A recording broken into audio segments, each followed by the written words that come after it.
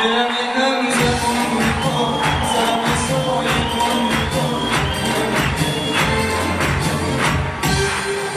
به بالا خیلی سریعتر از اونجا که فکرشو میکردم مثل خاله شدم.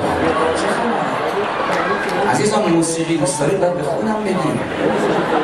اینم از لجبازیتونه که بعد میدونید این کارها ممکنه برای من یه کارهای دیگه انجام بده باز اینجوری شروع بشه.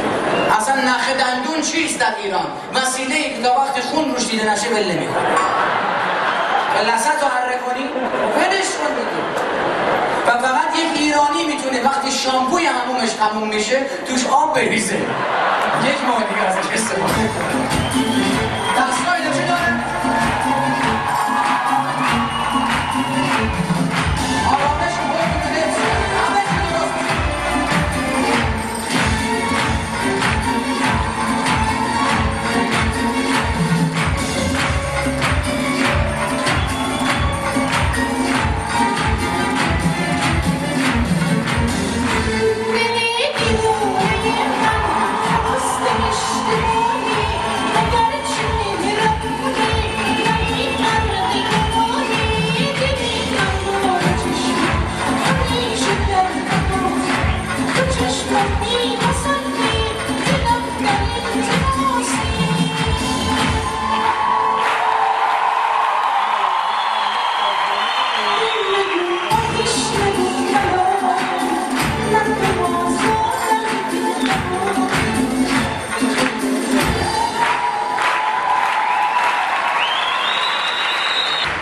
به کرمانی‌ها گفتم که شنیدیم شما کرمانی‌ها خیلی بد دهن هستین. گفت گاه خوردن.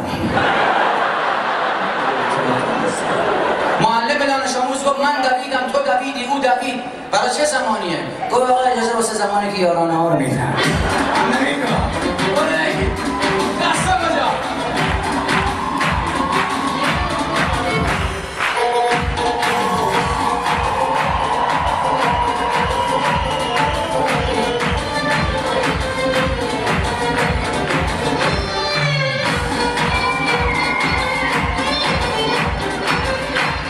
چند تا خاطره از رفقام براتون بگم. یکی از رفقا سوار تاکسی شده بود. دقت کردین این تاکسی‌ها بعضا که سوار میشه راننده‌شون خیلی باحال گرم میگیره، موقع پیاده شدن کرایه رو چند برابر حساب می‌کنه. روت هم نمیشه به چیزی بگی. سیاستش میگفت که تو تاکسی بودم، مسافرها که پیاده میشن هر کدوم که در محکم به هم میزد، راننده زیر درش میگفت اولاغ بیشوار. من حساب کار خودم رو کردم. وقتی پیاده شدم در خیلی آرام بستم. دیدم داره همچنین خیلی خیلی نگاه میکنم. گفتم چیه اولاغ باشور داره؟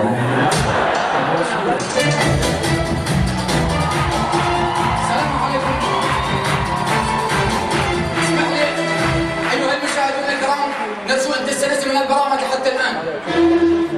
تعجب میکنم این عربا چه ندارن چجوری عطسه میکنن. اجازه بدید بپردازم به قصه های قدیمی. همه ما از بچگی در بازیچه دست نویسنده ها شدیم که نوشت روباهی کلاغ دید که منقار پنیری داشت. کدوم روباه بیشرفی پنیر میخوره؟ روباه گوشت میخوره. روباهی زاغی را دید گفت بیا. زاغ گفت چیه پنیر میخوره؟ گفت نه. خاصیت این آهنگای خزاخویی که میاد اینه که از رفقا میگفت که سوار یه تاکسی که شده بودم، میدونی که اینجور آهنگا از تاکسی ها اول شروع میشه بشه بعد تو خونه. میگفت خوبیش به این بود که تو این تاکسی که این آهنگاش پخش میشد بیا دوری کنیم، از این تاکسی پیاده میشدی ونک میخواستی بری میدون ولیعصر، تو این تاکسی که میشستی باقیش رو گوش میکردی. همه لطفا